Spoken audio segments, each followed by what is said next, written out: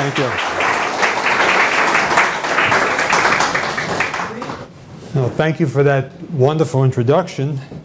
I don't know if I have a lot of information about Camp Hero, but I think sufficient to give you the general idea of what it was all about. For one thing, just to introduce myself a little further, I'm not from the East End. I live in Shirley, and I've been working at the Montauk Lighthouse now for almost 10 years. I've basically fallen in love with the place. I also think East Hampton is one of the most beautiful villages on Long Island, not just because I'm standing here. It's always been a very attractive place to see. Hopefully that buttered up the crowd pretty good. Thanks to the East Hampton Historical Society for asking me to be a part of this tonight. Now, the military presence in Montauk is really didn't just begin with Camp Hero. It goes all the way back to the days of the American Revolution when the British controlled Long Island, and they used to keep signal fires burning on the top of Turtle Hill at Montauk Point where the lighthouse stands today, and they used those bonfires to alert their ships in the Royal Navy. And they also now and then would rustle some cattle from the East End. A couple little skirmishes during the War of 1812, nothing that much to speak of, but then of course after the Spanish-American War, Camp Wyckoff was established out there so that the troops could rest and recuperate from the effects of yellow fever, dysentery, malaria, and various other maladies. And then when you get into the 20th century, during World War I, a naval air station was established at Montauk. This hangar that you can see is roughly a short distance away from where the tall office building is in Montauk today. The Fisher Tower, the skyscraper, goes by a variety of names. The White Elephant, some have called it. But that was the headquarters for the Naval Air Station at that time. They had dirigibles flying out of there, and in this image you can see the interior of the hangar, a couple of the crew working on a couple of the dirigibles, which you can see right here above them. The hangar itself was pretty high. I think the ceiling capped off at about 85 feet. So it was a big structure. And at the end of the war, even though they demolished all the rest of the buildings that were out there, the hangar was actually dismantled and then reassembled in Cape May, New Jersey. And they added it to an existing hangar, so you can imagine how big that must have been. Into the 1920s in Montauk, you basically had tourists beginning to discover the East End thanks to a man named Robert Moses. Of course, depending on where you lived, some people hated him, some people hated his guts. Particularly if you lived in the city, because he tended to like to rip up neighborhoods to build the highways. Out here on Long Island, though, you know, it was just a couple of farms he had to displace, and out on the East End he built the Montauk Point State Parkway, which is the new route to the point. But prior to that, you had the old Montauk Highway, which I kind of wish it looked like that today. It really has a nice old rustic look about it. Fortunately, there are enough parts of Montauk that have retained that flavor. But by the 1920s, by 1927, Montauk Point State Park was a reality, and there was an awful lot of people visiting the lighthouse and, you know, checking out the scenery. Just to give you a little taste of the tourism at that time, here's an old jalopy from 1930. This one I like even better. Look at that. If there are any car buffs out there, I have no idea what that would be, unless if that's an old Ford maybe, I don't know. But it's just an example of how primitive it was back in those days. It was an all-day affair, as you could well imagine, just to get that far out, especially if you were traveling from Nassau County or Queens, perhaps. But any accounts I've come across, people have always said what a beautiful drive it was and what a beautiful view it was, and of course getting a chance to go to the lighthouse as well. But as you got towards the war years, things were going to change. Adjacent to the lighthouse was an estate. That is a house and a windmill. That was known as the Lathrop Brown Estate, which was where the future Camp Hero was going to wind up. Lathrop Brown was a New York State representative in Congress, and this was his country estate.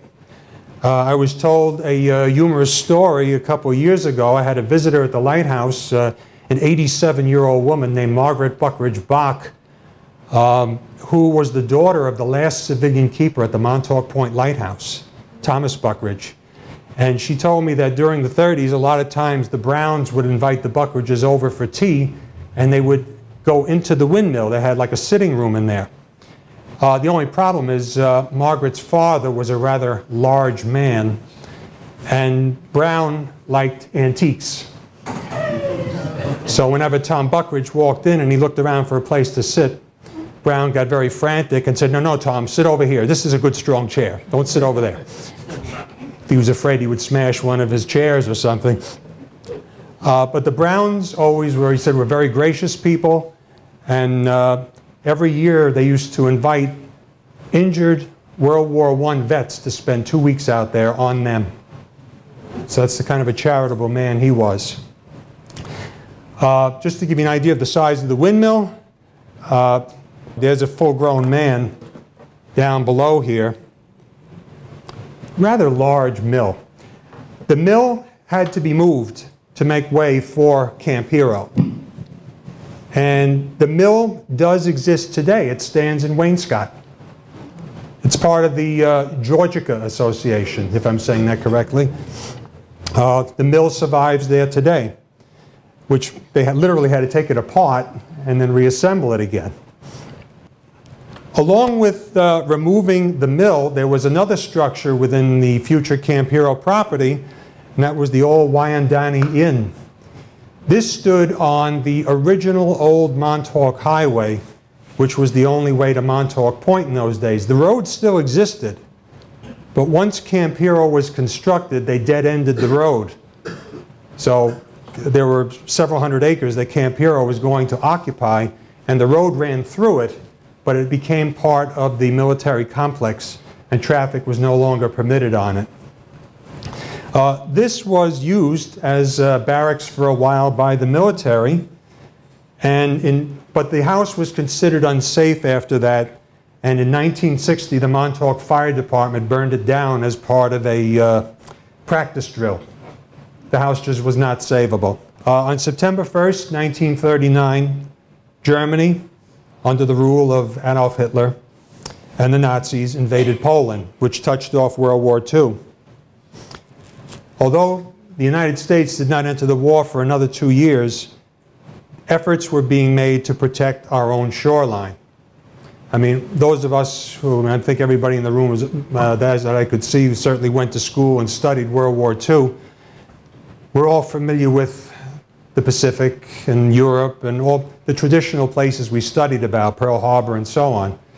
But there were people serving back on our own coasts, protecting our own shorelines, which should never be forgotten. During the war, the east coast of the United States was threatened by the presence of German U-boats. In the Northeast, the danger of attacks on major cities like New York and Boston made eastern Long Island, particularly Montauk, a likely target. Eventually, with the Army, the Navy, and the Coast Guard having operations at Montauk, the entire facility was officially called a U.S. military reservation.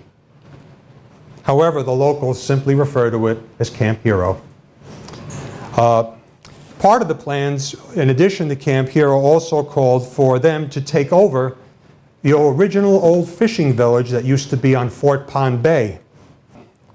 The old fishing village dated back to the 1880s, and the Long Island Railroad arrived in 1895, and it became a very hustling, bustling place. In 1899, a group of Frenchmen came from Nova Scotia and settled at Fort Pond Bay, and additional structures were soon built. During the Depression years, or I should say in the 20s and into the Depression years in the 30s, the community was thriving. It wasn't necessarily because of the fishing industry either. They found another way to make some money, especially during the Depression years where people were looking for a way to make a buck. A few people found a way to make lots of bucks. It was called bootleg liquor. And one of the newspaper articles said, this remote village of about 300 residents could have paved its streets with gold from the shower of money that came its way because of rum running. But then, of course, after Prohibition ended and the village settled back into being a fishing town, then came the Great Hurricane of September 21st, 1938, which nearly wiped it off the map. A lot of buildings were destroyed. Some of them floated away. Let me just adjust this a bit. And it took until the end of 1939 to build and repair the structures in the village. But there were more changes in store. On January 14, 1942, the Panamanian tanker Norness was torpedoed by a German U-boat about 60 miles southeast of Montauk Point. Fortunately, everybody aboard the vessel was rescued, but the incident caused the Coast Guard to start conducting beach patrols. And at that point, unauthorized civilians were prohibited from going anywhere near the Montauk Point Lighthouse. Not long after the United States entered the war, that's when Fort Pond Bay, this area here, was selected as a torpedo testing site for the Navy. At that point, plans were made to tear down the village and construct a torpedo testing base. Several dozen dwellings were bulldozed, including a general store, a restaurant, a fishing station, and post office. Some buildings were literally moved to other locations. Once the Navy was in there, they started taking over other locations for their officers and personnel, one of them being the Montauk Manor. The Manor, which was part of Carl Fisher's dream to develop Montauk as another Miami Beach back in 1927, was used as a barracks for military personnel. And the office tower in town, which I referred to before, was used as officers' quarters. And any man who was not drafted into the service was put to work building defense installations at Montauk. The Navy Torpedo Testing Range at Fort Pond Bay was officially commissioned on March 25, 1943. And as soon as that took place, restrictions went into place restricting vessels that were sailing in Block Island Sound and Fort Pond Bay. Now, I interviewed a resident out in Montauk. His name is Vinnie Grimes. Some of you may know him. He's in his early 80s now. He's lived in Montauk his entire life. He's a laugh a minute. I worked with him at the Lighthouse a few years back. I'm going to be quoting from him a few times tonight. Some of his comments are a little colorful, but Vinny he's a good man, he really is. I asked him about the torpedoes at the naval base, and he had this to say. He said, they used to fire them from a PT boat tied at the dock. They had no warheads, thank God. When those torpedoes went crazy, the sirens would go off. The seaplane would take off. The PT boat would run out. They'd drop a marker where the thing went down and send a diver down to bring it up. Sperry gyroscope came out and finally straightened out the problem so the torpedoes would run straight. And I had asked him, well, what was the problem with them running straight? And he said, some of the torpedoes would boomerang. They would go up the bank, smash up the docks, go everywhere. One landed in the back of a guy's pickup truck. The guy was a lobsterman and a pretty good drinker, too.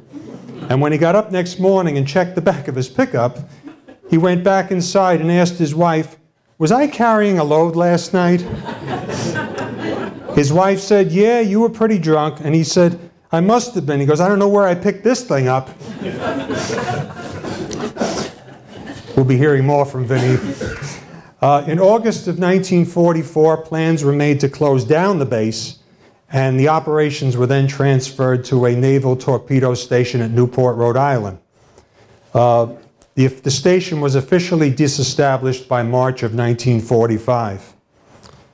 Now, meanwhile, over at the Lighthouse, you had the last three civilian keepers working there: Thomas Buckridge, Jack Miller, and George Washington Warrington. I always love that name. But during 1942 and into 43, the Army began to slowly take over the Lighthouse. And eventually, the service of the lighthouse keepers of old passed into history. They were phased out. And in keeping with the role of surveillance at the lighthouse, a change had to be made in the appearance of the beacon up in the tower. Because on July 1st, 1940, the lighthouse was electrified, and a 1,000-watt incandescent electric bulb was installed. However, this light, which was so helpful to ships in peacetime, was now aiding the Nazi submarines because they were silhouetting the ships as they sailed by the point. So on August 14th, 1942, they removed the 1,000-watt bulb and they installed a 100-watt bulb, making it difficult for the Germans to see the ships. And it did cause a noticeable decrease in the number of vessels that were torpedoed off the point. And finally, by May of 1943, the Army was in complete control of the lighthouse. Part of the lighthouse operation at that time included the construction of what they called an artillery fire control tower. That is the other tall white structure that you would see on the back of the property. These are photographs, these next three, that I received from the late Art Dunn, who lived in Amagansett. He was a staff sergeant stationed at the lighthouse during the war years. Some of this material is in that military history book that I'm working on right now. I interviewed him 2 summers ago, and he had these photos, and he showed me just how they constructed the tower. It almost was like looking at building blocks. They would put one right on top of the other, to the point where you ended up with a 65-foot tall splinter-proof concrete structure. Contrary to popular belief, there were no weapons in the fire tower. It was radar equipment, long-range and short-range radar. And when you call it a fire control tower, a lot of times visitors at the lighthouse will think, it's kind of like one of those towers you find in a national park where you got a park ranger up there looking for fires. That's not it at all. They coordinated firepower with the cannons that were at Camp Hero. That's the connection. Originally, it was covered in camouflage paint. Kind of has an ominous look. The tower was used to survey the surrounding waters for the presence of German submarines. Now, the operation at the lighthouse was top secret. In fact, it was considered so significant that the men there had standing orders that in the event of an attack, they were to self-destruct.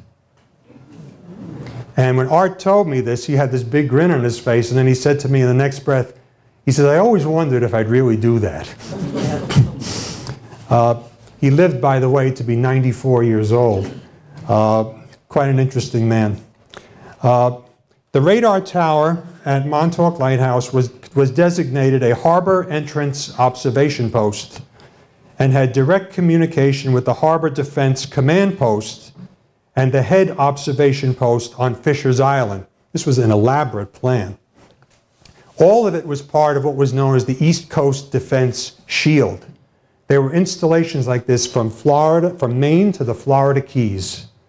Again, this was all part of defense. This is kind of like, we've all heard of Homeland Security.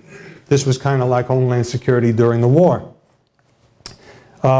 The harbor defense of Long Island Sound included the tip of Long Island, Long Island Sound, and the coast from Southampton to Montauk. Its purpose was to protect industrial cities along the shores of southern Connecticut, part of the Jersey coast, and the New York metropolitan area. So it was pretty far-ranging. Also on the lighthouse property was an army barracks that was constructed in 1943. The barracks no longer exists today, of course, torn down after the war. By then, 1943, Camp Hero was already on the way to being developed, and we're going to get into that right now. Camp Hero, actually, the U.S. government in January of 1942 took title to the 468 acres adjacent to the lighthouse at Montauk Point. The order was signed by the Secretary of War at that time, Henry Stimson. And the fort was named for Major General Andrew Hero, Jr.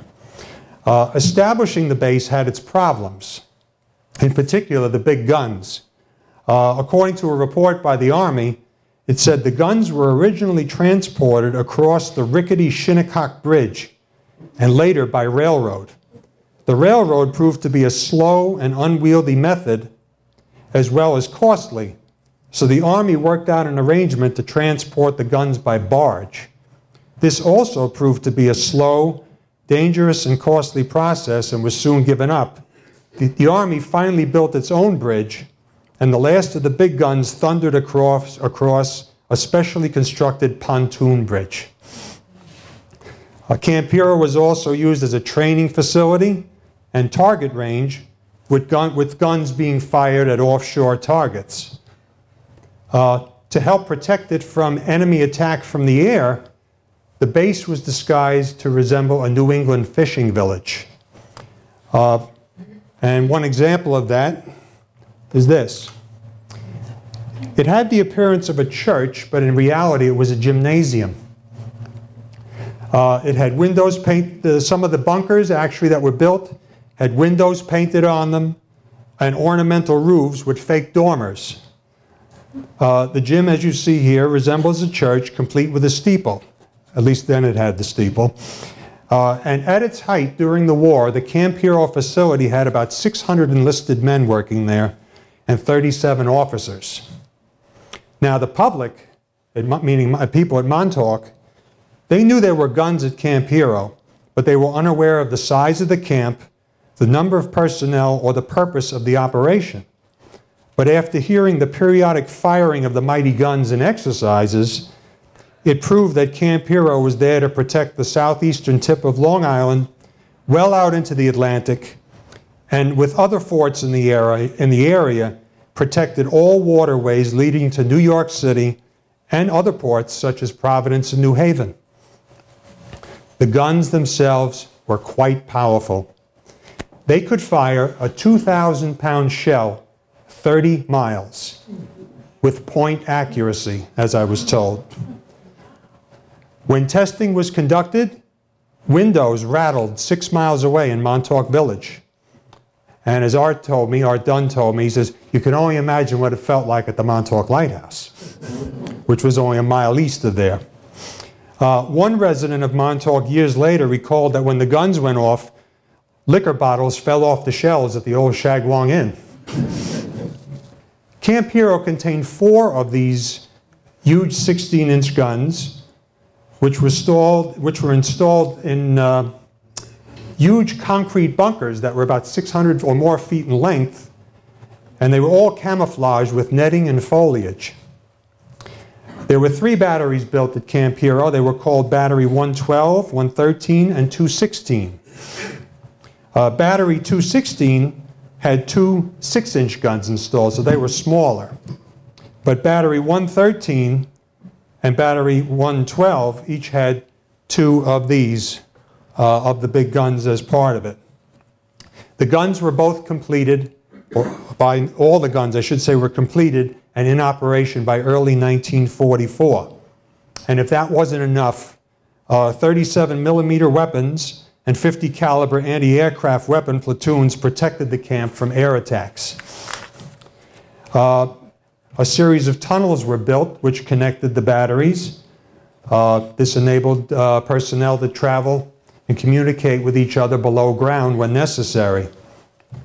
There were also anti-aircraft and machine gun emplacements. And scattered all around were numerous spotting towers that were manned around the clock.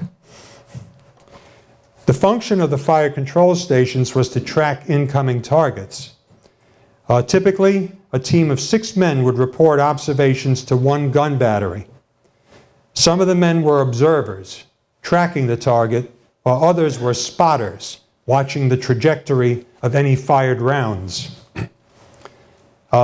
Observations at each of the stations were made with two telescopes, and fire control stations usually worked in pairs, using geometry to pinpoint the target. Now, going west from Camp Hero all the way back to Quogue, which is about 40 miles, about every 3 or 4 miles were constructed 2.5-story high fake private homes. And each one of these was armed with troops and weapons. Again, all part of this defense network. On the exterior, they appeared to be like an ordinary beachfront home. There were about 27 of these built in the region.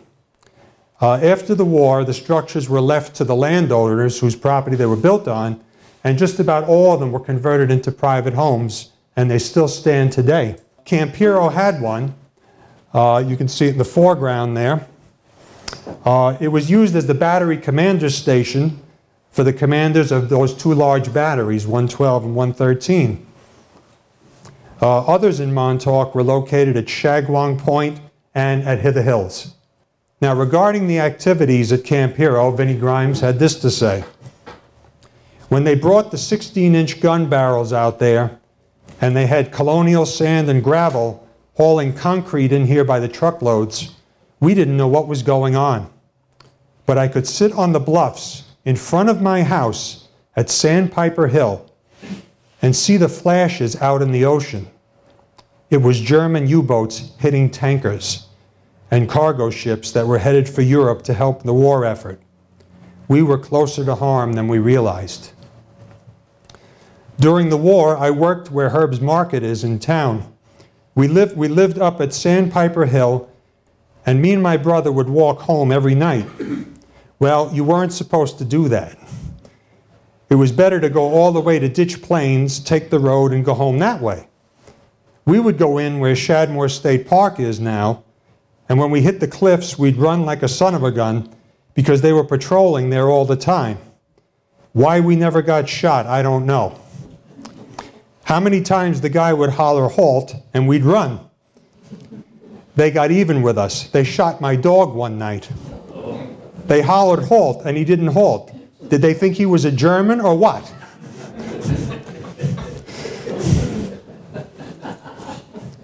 The Coast Guard would patrol the beach and the Signal Corps would patrol the bluffs. Sometimes when the Coast Guard was down there and a guy wanted to relieve himself, the damned Army guy would shoot at his feet. They finally ended that because they had to show how many cartridges they had used. If any were used up, they had to explain and give a good reason. These guys even shot cows up in Bridgehampton. You holler halt to a cow in a field, you know damn well it's not a human.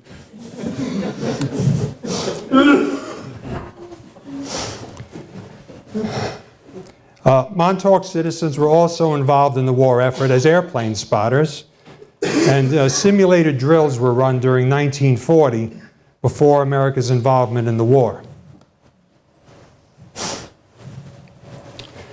The Navy had relocated the fishing village at Fort Pond Bay to create the Torpedo testing station. They occupied the manor and the Fisher building. A Coast Guard patrol base was established on Star Island. The Army occupied the Lighthouse. They established a radar station there. Camp Hero was established with an Army base. Military personnel and local civilians were on alert and patrol.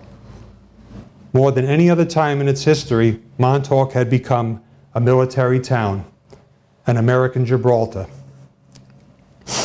By the end of World War II, Camp Hero was temporarily shut down and used as a training facility by the Army Reserves.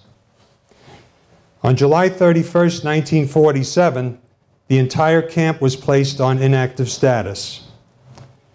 By February of 1949, the great guns were being dismantled. The town of Montauk, once a lively center of military activity, had been returned to the surfcasters and the seagulls.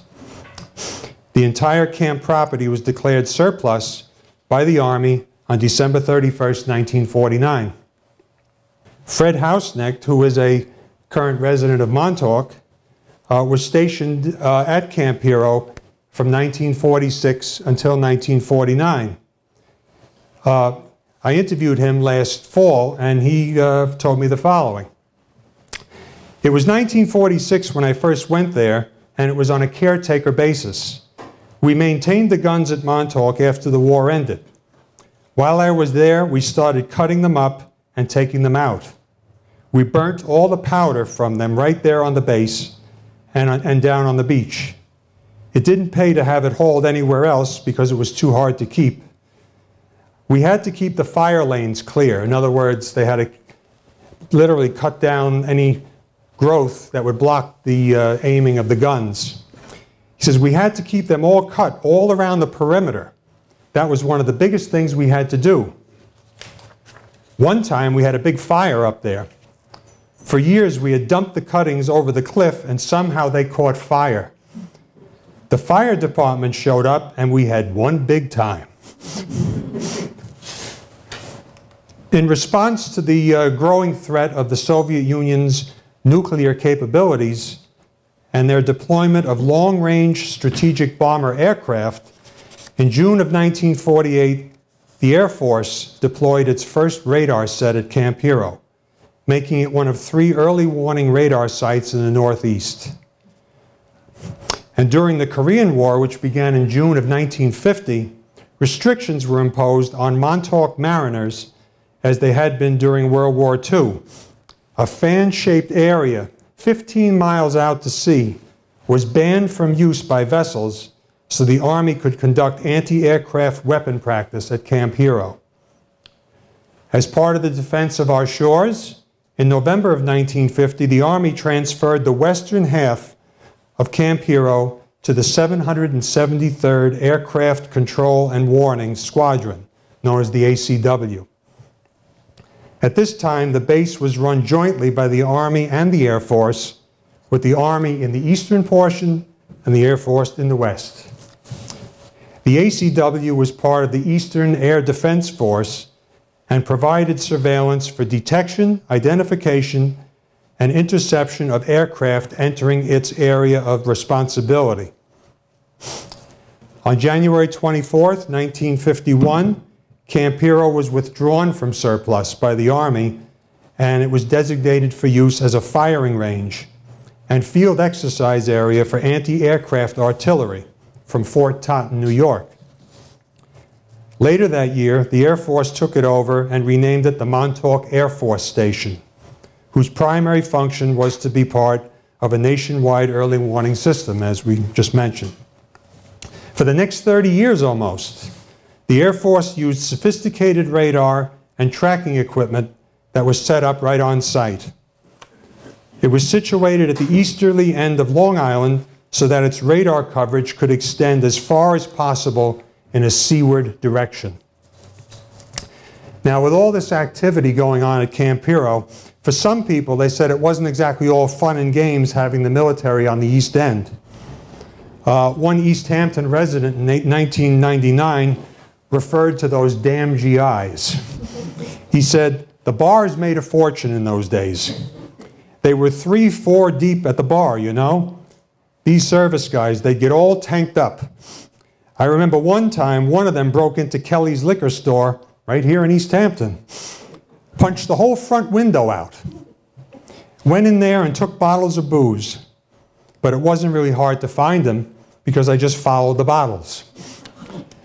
Followed him out on Main Street all the way past the movie theater. And in back of the VFW, there he was laying in the parking lot, passed out cold, the guy was. By 1957, the Army had switched from gun batteries to the new Nike-guided missiles, which were mostly launched from the desert areas of New Mexico. For that reason, and because Soviet bombers could fly well above ground-based artillery by then, in November of 1957, the Army closed the Camp Hero portion of the reservation. The Air Force continued radar surveillance in the western section. The eastern section was then donated to the state of New York, but because it was so close to the high-security Air Force section, it remained undeveloped. Another resident of Montauk, a man named Jim Sullivan, was stationed at the air base in 1957 and 58, and he explained very briefly the operation of how they identified a target. He said usually you had a flight of 2 planes that went up. One went in to identify the target, and the other would maintain a separation in case it was an unfriendly target. He would be in position to attack the target. Of course, you always had rules of engagement. You never engaged anything without proper approval. But the main thing was to get an ID. Right off the coast of Montauk were Russian trawlers who were not doing much fishing. They were loaded with antennas on the boats. But what they were fishing for was to find out what type of communications we were using and what type of radar we had. So what we did is we sent planes from Suffolk County Air Force Base, which is now Gabreski Airport at West Hampton, which would fly out to Montauk and buzz them to let them know we knew what they were doing. In 1958, a semi-automatic ground environment, or SAGE, radar system was installed at the Air Force Station, and the facility was merged into the National Air Defense Network, SAGE. Part of the equipment included the construction of the big dish, the radar antenna. This was built by Sperry Gyroscope at Lake Success, Long Island, and was installed in 1960. Since the Sperry plant was about 100 miles from here, it is generally thought that this antenna was the first one built in the United States. There were only about 12 of them constructed in all. The dish stands on top of an 80-foot tall concrete base. The span of the dish is 126 feet and 38 feet high, and weighing approximately 40 tons. And it could detect aircraft at distances of over 250 miles. Regarding this radar antenna, Vinnie Grimes had this to say. He says, back in those days, the antenna drove us nuts. Every time it went around, you'd get snow on the TV. He says, and that big sucker would wait until the guy on TV was heading for a touchdown, and there would come the snow. He says, we spent fortunes on TVs. We switched from Sylvania to RCA, but the same damn thing happened, no matter what TV you got. That antenna was powerful. The Montauk facility became a major part of NORAD, which was North American Aerospace Defense Command, and the unit was renamed the 773rd Radar Squadron in 1963. That year it became a joint FAA and Air Force site, with data used by the FAA for air traffic control and by the Air Force for air defense purposes. But only 2 years later, the base reverted to its original purposes of just providing air defense radar coverage.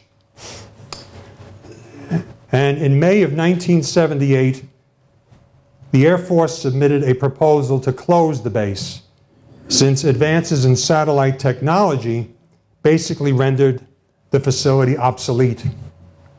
But an angry New York Assemblyman, Perry Duryea of Montauk, voiced his opinion on that decision.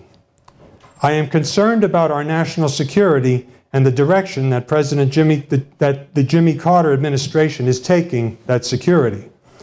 But I am equally concerned about the loss of 110 military personnel and the loss of the jobs of 30 civilian personnel at the Montauk Air Force Station.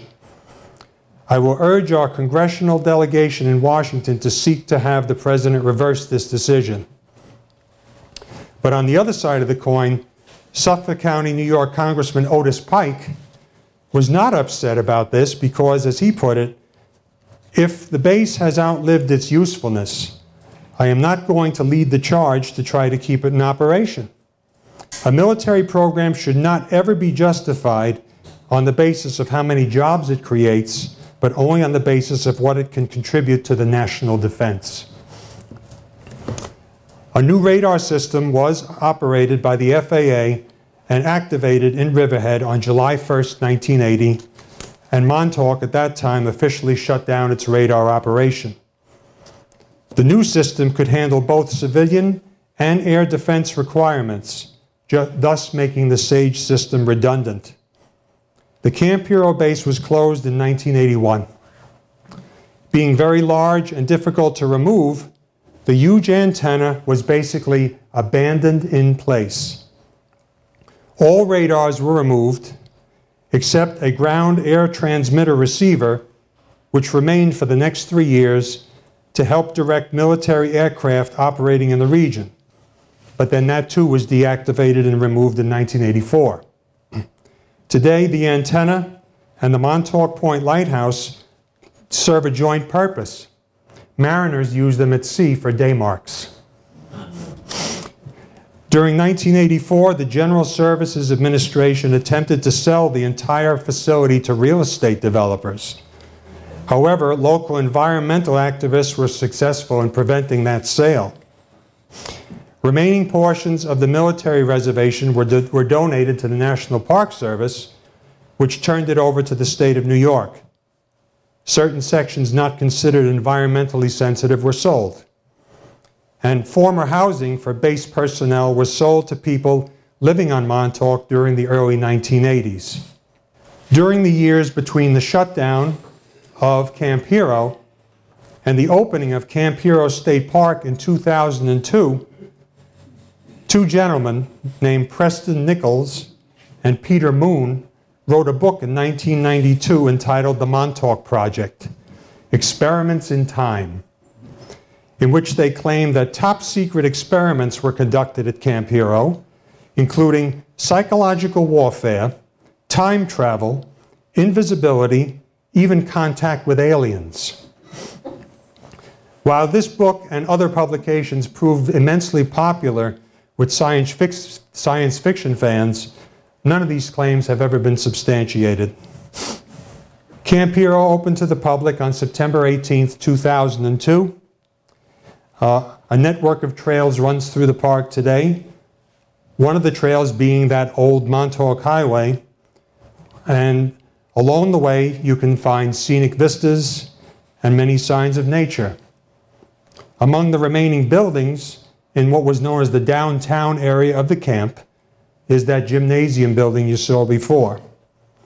It is the only original structure remaining. Other structures that are there now were added in later years.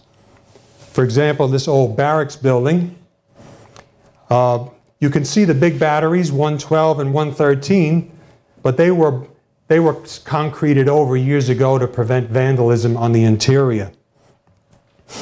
And when you go to Camp Hero State Park in the winter, you might see scenes like this.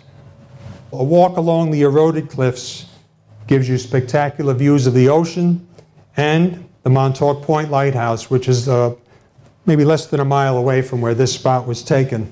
The fire control tower remains out at the Lighthouse property today. It's been given a new paint job since the early days. It is part of the property and is part of the National Historic Register property.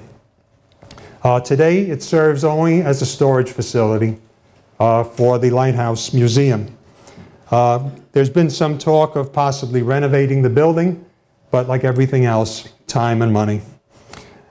But Camp Hero is still the big draw for World War II buffs, or even Air Force buffs who know the history of it.